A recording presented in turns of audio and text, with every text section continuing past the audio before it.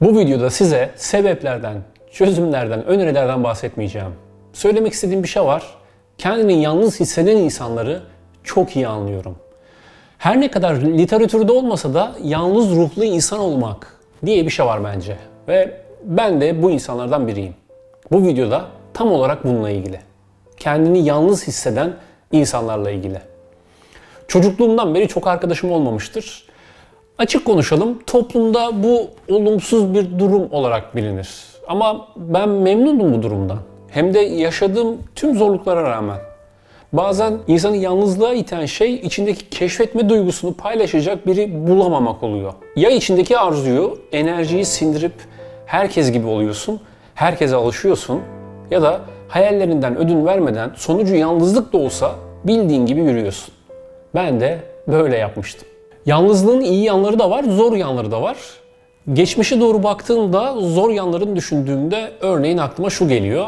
Üniversitedeyken defalarca tiyatroya, sinemaya tek başıma gittim. Tek başıma gittiğimde genellikle yanımdaki koltuk boş kalırdı. Çünkü insanlar bana saygı göstermek isterlerdi. Yanıma birinin geleceğini düşünürlerdi. Onun için boş bırakırlardı ama kimse gelmeyecekti. Bu anlatılacak bir his değil. Bu başına gelmeyenin bilebileceği bir his değil. Ben bu hissi çok iyi biliyorum ama. Kendinizle zaman geçirmeyi yalnızlık saymayacağınız şekilde yetiştirin. Andrei Tarkovski. Ben kendi başıma öğrendim yalnızlığı.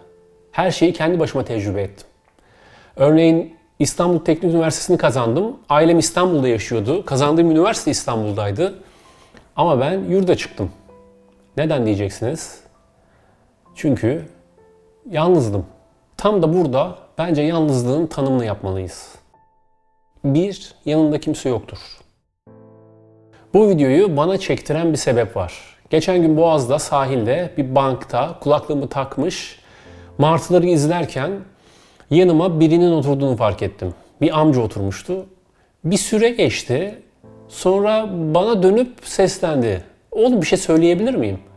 Evet tabii ki amca dedim. Bana 2 aydır sahilden geçen arabaların korna seslerinin azaldığını, bunun kendisini çok rahatlattığını, plağında birkaç şarkının sesinin bu sessizlikte daha iyi gelmeye başladığını söyledi.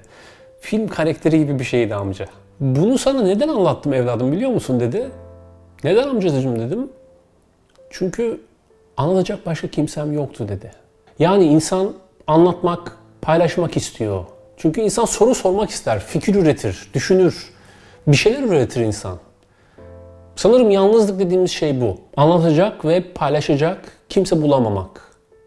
Anlatacak, paylaşacak kimsen yoksa 20 milyonluk şehir senin için sadece bir yığın.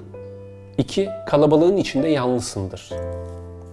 Yalnızlığın ikinci tanımı bence daha ağır, daha büyük bir imtihan. Bu çünkü insanlarla ilgili değil, bu anlamla ilgili. Bazen kalabalıkların içinde yalnız hissedersin.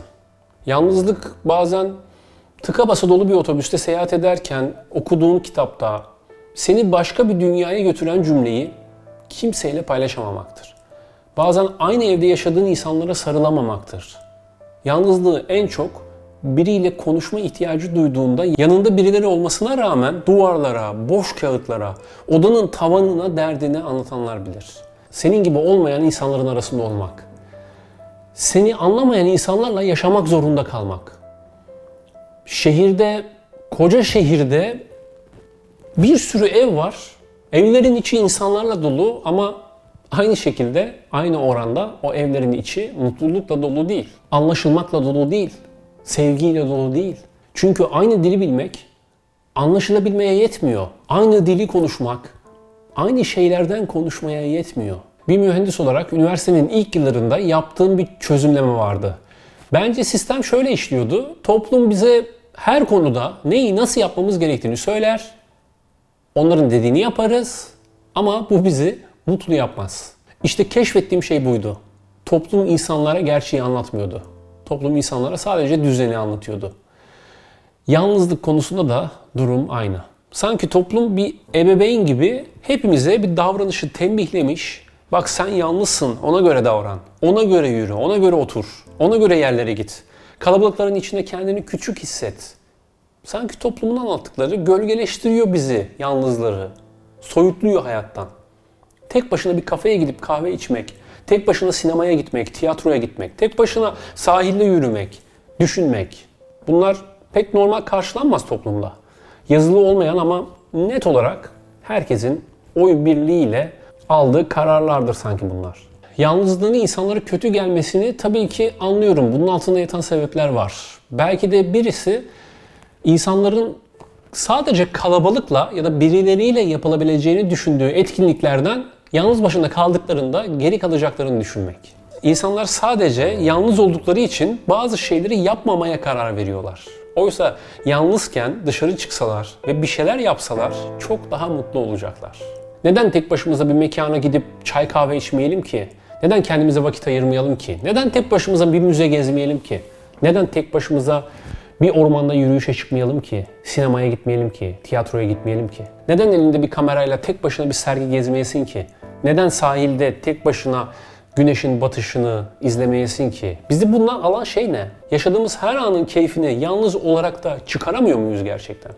Eğer sosyal baskı bizi yalnız başımıza bu güzellikleri yapmaktan alıkoyuyorsa birçok şeyi kaçırıyoruz demektir. Bir de açıkçası işin şöyle bir trajikomik yanı var. Toplum baskısı yüzünden biz yalnızlıktan kaçıyoruz. Belli bir zaman sonra yalnızlıktan yanına kaçtığımız insanlardan kaçmak zorunda kalıyoruz. Neden böyle oluyor biliyor musunuz? Çünkü biz toplum baskısı yüzünden her gördüğümüz insanı dost sanıyoruz.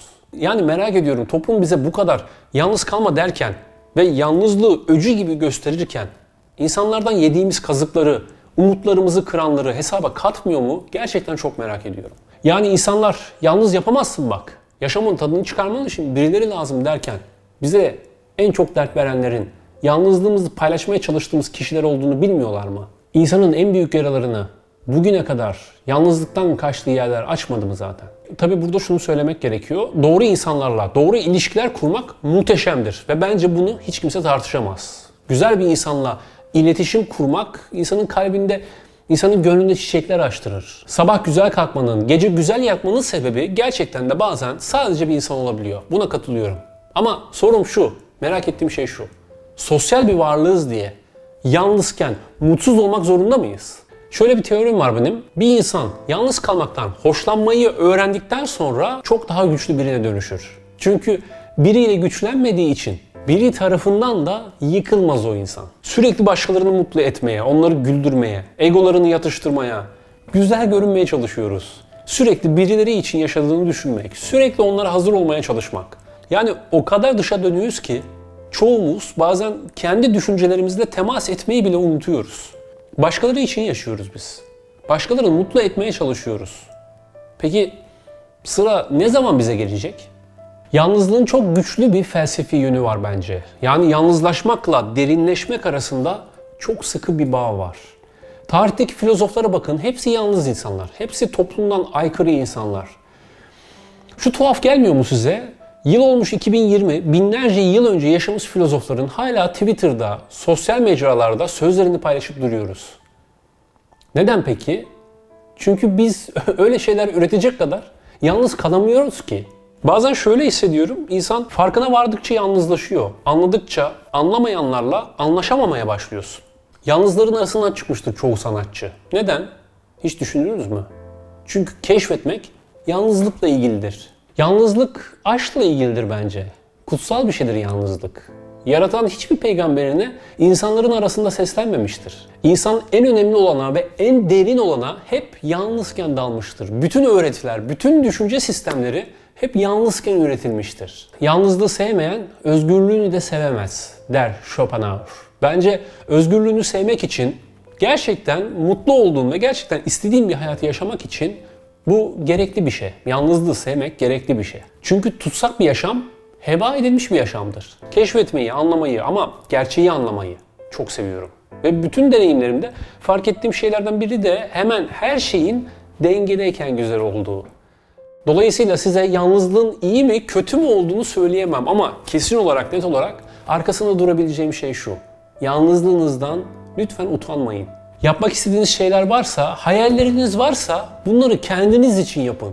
ön kabullerin hayallerinizin önüne geçmesine izin vermeyin. Hepimiz bir kez geliyoruz bu dünyaya. Nasıl istiyorsanız öyle yaşayın. Kimsenin hayatınıza, size müdahale etmesine izin vermeyin. Ve seviyorsanız eğer